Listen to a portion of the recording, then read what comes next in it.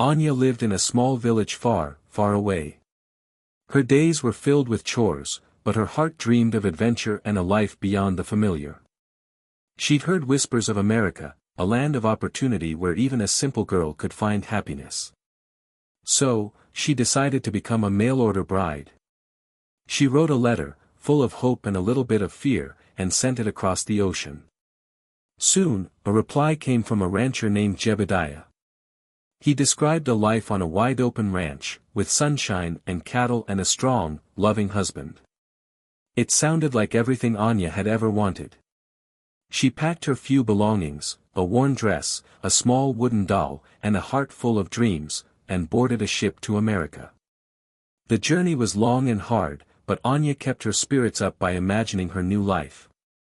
She pictured a cozy home, delicious meals, and a kind husband who would cherish her. She hoped her gamble would pay off, bringing her the happiness she deserved. Little did she know, her dreams were about to face a very harsh reality. After weeks at sea, Anya finally arrived.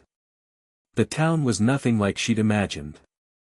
Instead of green fields and trees, there was only dust and dry land stretching as far as she could see. The air felt heavy and hot on her skin. Jebediah met her at the train station. He was a tall man with a weathered face and strong hands.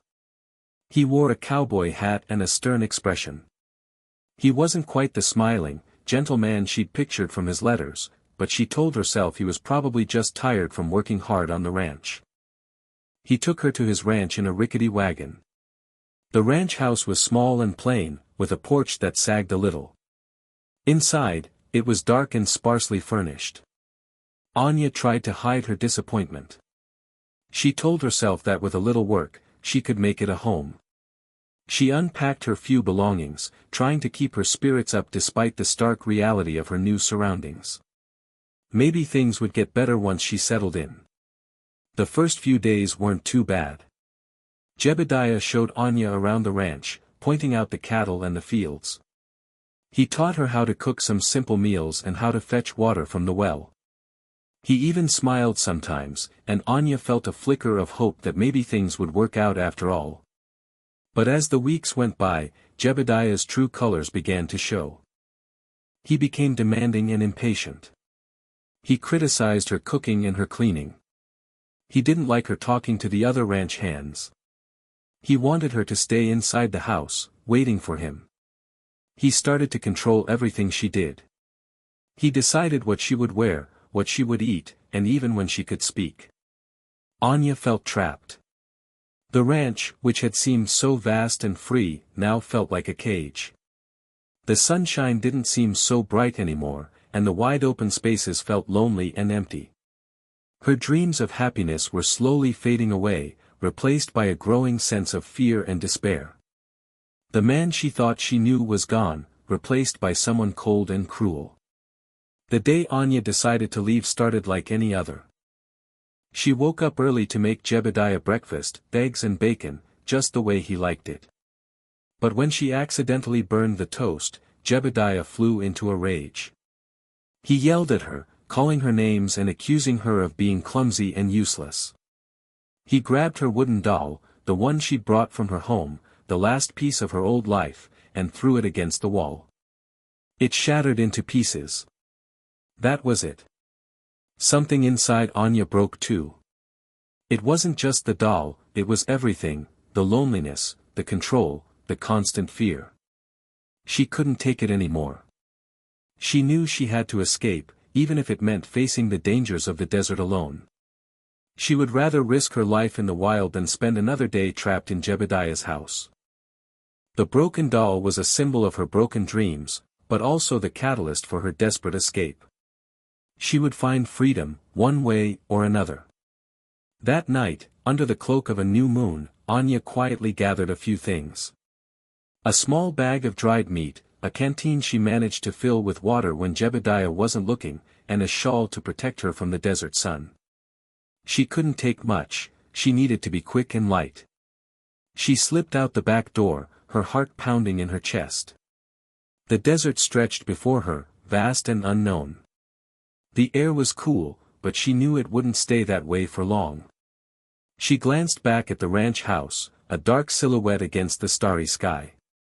A wave of fear washed over her, but she pushed it down. She had to keep going. She started walking, putting as much distance as possible between herself and Jebediah. She didn't know where she was going, but she knew she had to keep moving forward. Freedom was her only compass, and the hope of a better life was her only guide. The desert was a dangerous place, but it was also her only chance. She was running towards the unknown, away from a life of misery, and towards a future she could only dream of. The desert was a harsh mistress. As the sun rose, the temperature soared. The sand burned Anya's bare feet, and the sun beat down on her head. She rationed her water carefully, taking small sips throughout the day. The dried meat was tough and tasteless, but it kept her going. She saw strange creatures, lizards darting among the rocks, scorpions scurrying across the sand, and vultures circling high above. She tried to avoid them, knowing that many were dangerous. The landscape was monotonous, endless stretches of sand and rock, with only the occasional cactus or scrub bush to break the monotony. She started to lose track of time. Days blurred into nights, and she began to feel dizzy and weak. The hope that had driven her at first began to dwindle, replaced by a gnawing fear that she wouldn't survive. The desert was testing her limits, pushing her to the edge of exhaustion and despair. Would she ever escape its grasp?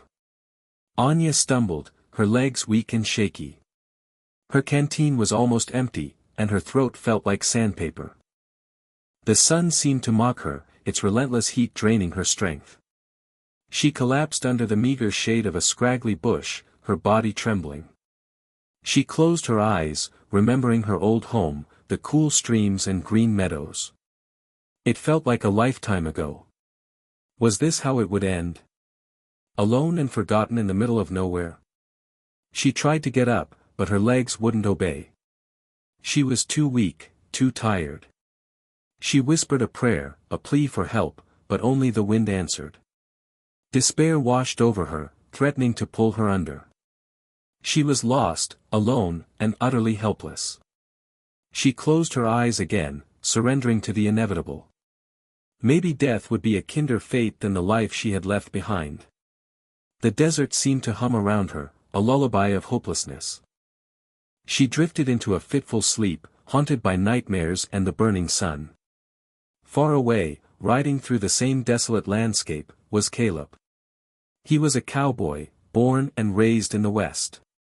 He knew the desert like the back of his hand.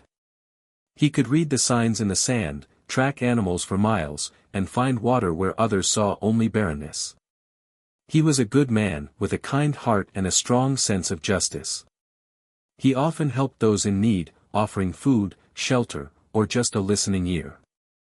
He was riding his trusty horse, a sturdy Appaloosa named Spirit, on his way back to his small ranch after delivering supplies to a nearby town.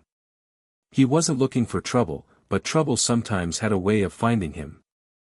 As he rode, he scanned the horizon, his keen eyes searching for anything out of the ordinary. He noticed something in the distance, a faint disturbance in the sand. Intrigued, he urged Spirit forward, his instincts telling him that something wasn't right. A rescue, it seemed, was about to begin. As Caleb drew closer, he could see the tracks more clearly, small footprints in the sand, heading in a straight line. They were the tracks of someone walking, not riding. And they looked recent. He also noticed something else, a broken piece of wood, partly buried in the sand.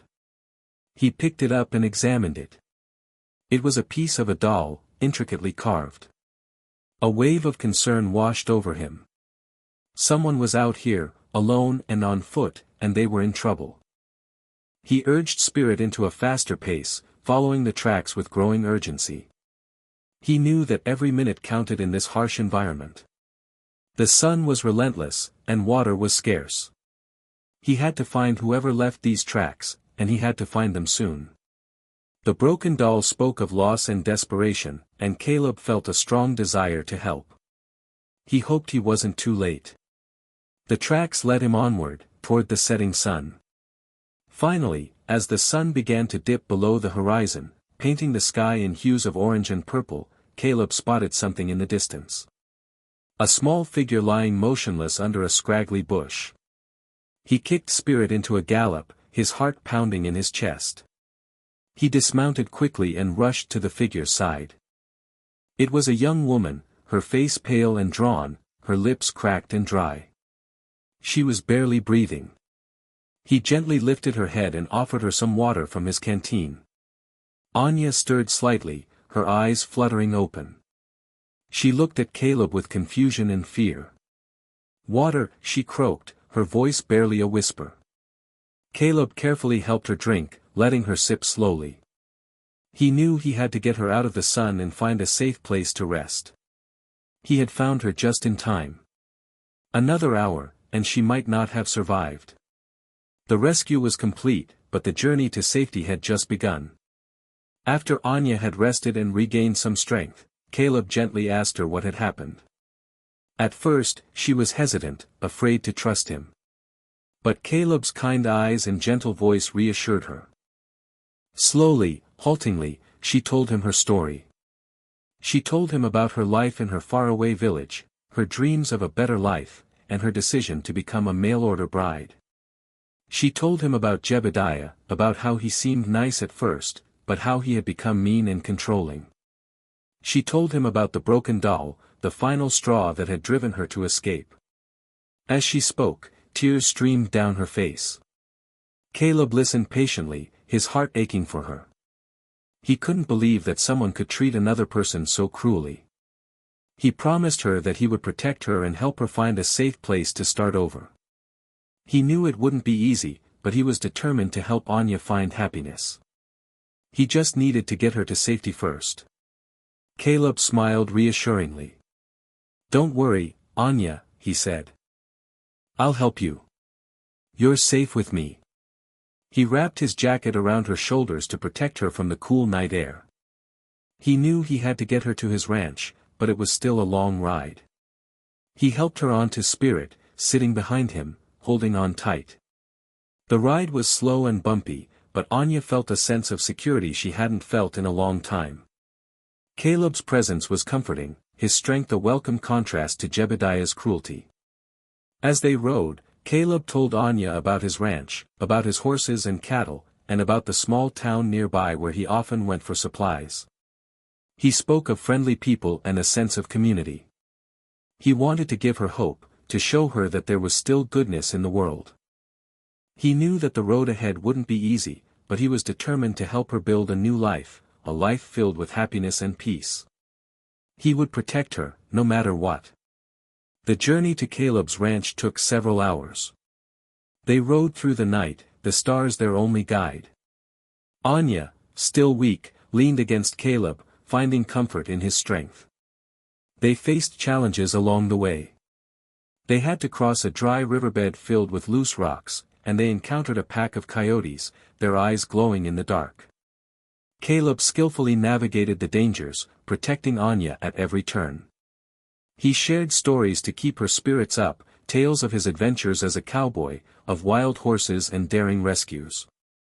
Anya listened, captivated by his words, her fear slowly replaced by a growing sense of admiration. As the first rays of dawn appeared on the horizon, they finally reached Caleb's ranch. It was a small, simple place, but it felt like a haven after the harshness of the desert. A small, sturdy cabin, a corral with a few horses, and a well. It was home. And for the first time in a long time, Anya felt a glimmer of hope. Maybe, just maybe, she could find happiness here. Back at the ranch, Jebediah woke up to find Anya gone. His anger flared like a wildfire. He searched the house, finding her few belongings missing. He stormed outside, seeing the tracks leading away from the ranch. He knew she wouldn't have gone far on foot. He saddled his horse, his face contorted with rage. He wouldn't let her get away. She was his wife, and he would bring her back, one way or another. He followed the tracks, his eyes narrowed, his jaw clenched. He was a skilled tracker himself, and he knew the desert well. He rode for hours, driven by a burning desire for revenge. He imagined what he would do when he found her, how he would punish her for running away. He wouldn't be so gentle this time. He would make sure she never tried to escape again. He was a man possessed, blinded by anger and pride. He rode on, determined to reclaim what he believed was his. The hunt was on. At Caleb's ranch, Anya began to settle in. She helped with chores, feeding the chickens and tending to the small garden. She learned how to milk a cow and how to bake bread. Caleb was patient and kind, teaching her new skills and making her feel useful. One afternoon, while Caleb was out checking the cattle, Anya was hanging laundry on the line when she saw a rider approaching in the distance. Her heart leaped into her throat. She recognized the figure instantly. It was Jebediah. She ran inside the cabin, her hands trembling. She knew she had to hide. She peeked through the window, watching as Jebediah rode up to the ranch house, his face grim and determined. He dismounted and strode towards the cabin, his eyes scanning the surroundings. Anya was trapped. He had found her. Her nightmare had returned. She huddled in the corner, fear consuming her. What would he do to her now? Jebediah strode up to the cabin door and pounded on it with his fist. "Anya," he shouted. "I know you're in there. Come out now." Anya huddled deeper into the corner, her hands covering her ears. She didn't want to hear his voice. Just then, Caleb rode into the yard. He saw Jebediah standing at the cabin door, his face red with anger. Caleb knew instantly what was happening. He dismounted quickly, his eyes narrowing. He walked towards Jebediah, his fists clenched. "What do you want, Jebediah?" Caleb asked, his voice low and dangerous. Jebediah turned to face Caleb, his eyes blazing. "She's my wife," he snarled. "She belongs with me. I'm taking her home." Caleb stood his ground, his gaze unwavering. "Anya doesn't want to go with you," he said firmly. "She's safe here. You need to leave." The tension in the air was thick enough to cut with a knife. A showdown was brewing. Jebediah scoffed. "You can't stop me," he said, his hand moving towards the gun at his hip. "She's my property." Caleb's eyes narrowed. He stepped closer to Jebediah, his voice low and steady. "Anya is not your property," he said. "She's a person, and she has the right to choose her own life. And she chooses to stay here, where she's safe." Anya, hearing Caleb's words, slowly emerged from the cabin. She stood behind Caleb, her eyes filled with a mixture of fear and determination. She took a deep breath and spoke, her voice trembling but firm. "I'm not going back with you, Jebediah," she said. "I'm done being afraid. I'm staying here, with Caleb." Jebediah looked from Anya to Caleb, his face a mask of fury. He realized that he was outmatched. He couldn't force Anya to go with him. He saw the determination in her eyes, and he knew that she would never be happy with him. He lowered his hand, his anger slowly turning to resignation. With a sigh of defeat, Jebediah turned and mounted his horse. He looked at Anya one last time, a flicker of sadness in his eyes.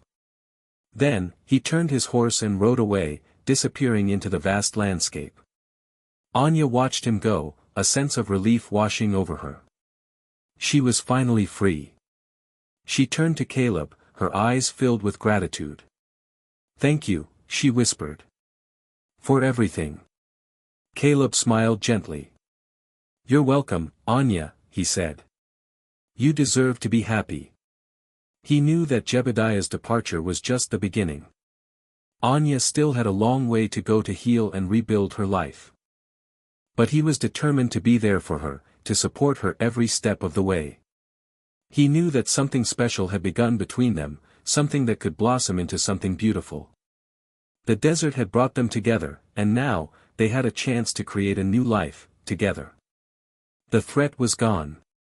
Now, it was time to heal. A few weeks later, Caleb helped Anya move to the nearby town. He used his savings to rent a small room for her above the general store. The townspeople were kind and welcoming, offering her smiles and words of encouragement. Caleb helped her find a job at the local bakery. The owner, Mrs. Peterson, was a sweet old woman who took Anya under her wing, teaching her how to bake delicious pies and cakes. Anya enjoyed working at the bakery, the smell of freshly baked goods filling her with warmth and happiness. She started to make friends with the other women in town, joining them for quilting bees and picnics. She felt like she finally belonged, like she had found a place where she could be safe and happy. She was building a new life, brick by brick, surrounded by kindness and support. The fear was fading, replaced by a growing sense of hope and possibility. She was starting over, and this time, she was in control. Caleb visited Anya often, riding into town on Spirit. They would take walks together, exploring the countryside, or sit on the porch of the general store, watching the world go by. Anya found herself looking forward to his visits more and more. She enjoyed his company, his gentle humor, and his unwavering kindness. One evening, as they were sitting on the porch, watching the sunset, Caleb turned to Anya, his eyes filled with warmth. "Anya," he said. He hesitated, searching for the right words. "I care about you, Anya.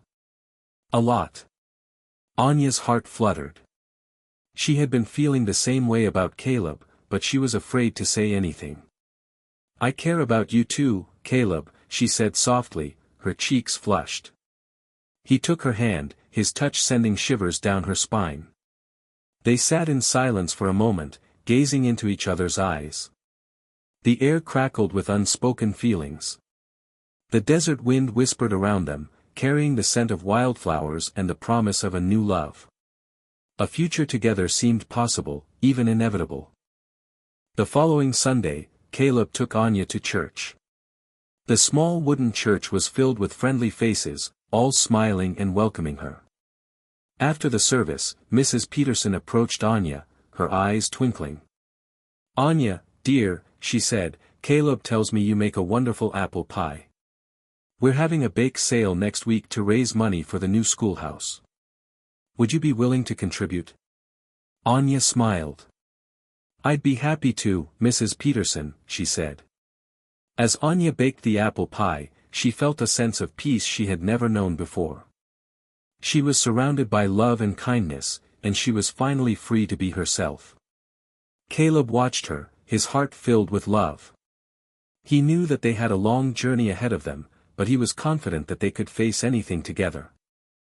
As Anya placed the warm pie on the windowsill to cool, the sweet aroma filled the air, a symbol of the new, happy life they were building together, a life filled with love, hope, and the promise of a bright future. Their story, born in the harsh desert, had blossomed into something beautiful and enduring.